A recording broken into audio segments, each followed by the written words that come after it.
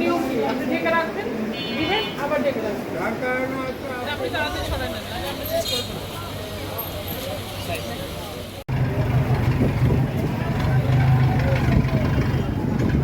বগুড়াকে যানজট মুক্ত করতে এবং পথচারীদের যাতায়াত নির্বিঘ্ন করতে মাঠে নেমেছে নবগঠিত সিটি কর্পোরেশন। আজ শহরের বিভিন্ন এলাকায় ফুটপাত উচ্ছেদে তৃতীয় দিনের মতো অভিযান চালানো হয়েছে। এ সময় শতাধিক অবৈধ স্থাপনা গুড়িয়ে দেওয়ার পাশাপাশি অস্বাস্থ্যকর পরিবেশে খাবার বিক্রির দায়ে 3টি হোটেলকে 20,000 টাকা জরিমানা করা হয়েছে। বগুড়া শহরের প্রাণকেন্দ্র সাতমাথা থেকে শুরু করে থানামোড়, রাজাবাজার ও হোটেলপট্টি এলাকায় চলে এই উচ্ছেদ অভিযান।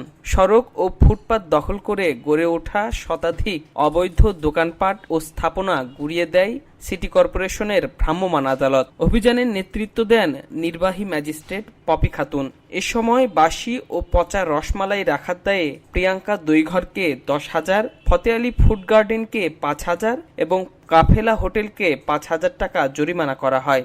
জব্দকৃত ফল ও সবজি স্থানীয় এতিমখানায় বিতরণ করা হয়েছে। সিটি কর্পোরেশন যতদিন থাকবে ততদিনই আসলে আমাদের এই উচ্ছেদ অভিযান এবং আমাদের যে মনিটরিং কার্যক্রম এটি চলমান থাকবে। আপনারা জানেন যে গতকাল আসলে আমরা কিছু উচ্ছেদ অভিযান করেছি, সেগুলোই মনিটর করার জন্য যে তারা পুনরায় বসলো কিনা সেটি দেখার জন্য, এবং নতুন করে কিছু উচ্ছেদ অভিযান আমাদের পরিকল্পনা আসলে আছেই। আমরা রেগুলারই এই কার্যক্রম চালিয়ে যাব। আর আপনারা জানেন যে আমাদের যারা আছে আমাদের স্বেচ্ছাসেবক, ওরা খুব দ্রুতই আমরা কিছু কিছু জায়গায় অ্যাপয়েন্ট করেছি। এখনও আমরা হয়তো আজকের মধ্যে কিছু জায়গায় তাদেরকে আমরা দায়িত্ব দিয়ে দিব যাতে এই কাজগুলো পুনরায় না হয়, এবং রাস্তা এবং ফুটপাত যেরকম আপনারা আজকে সুন্দর দেখছেন এটা যেন বহাল থাকে, সেই জন্য আমাদের যে কার্যকর পদক্ষেপগুলো নেওয়া দরকার সেগুলো আমরা নিব। আমরা 3টি প্রতিষ্ঠানকে জরিমানা করেছি ভোক্তা অধিকার সংরক্ষণ আইনে।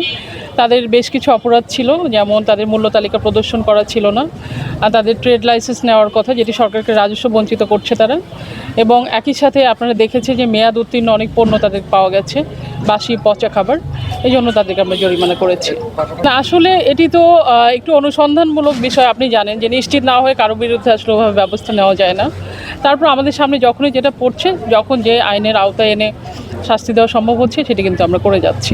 আচ্ছা, এটি একটি অভিযান, এবং যেহেতু আপনারা জানেন যে আমি এক্সিকিউটিভ ম্যাজিস্ট্রেট হিসেবে দায়িত্ব পালন করছি, এটা মোবাইল কোর্ট।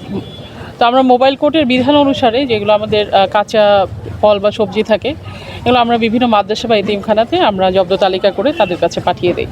তো এটা আসলে মিসইউজ হওয়ার কোনো সম্ভাবনা নেই। আসলে অন্যান্য স্থাপনা এটা আসলে আমরা এটা ধ্বংস করব, কারণ হচ্ছে যে এটা আসলে কোর্টের সিদ্ধান্ত বা পরবর্তীতে সিদ্ধান্ত নেওয়া হবে। সিটি কর্পোরেশনে তারা যেহেতু নিয়োগপ্রাপ্ত, সিটি কর্পোরেশন যখন তাদেরকে যে দায়িত্ব মনে করবে যে সেটা পালন করা উচিত, সেই দায়িত্বই আসলে তারা পালন করবে। ফুটপাত পুনরায় দখল রোধে সিটি কর্পোরেশনের এই কঠোর অবস্থানকে স্বাগত জানিয়েছে সাধারণ পথচারীরা।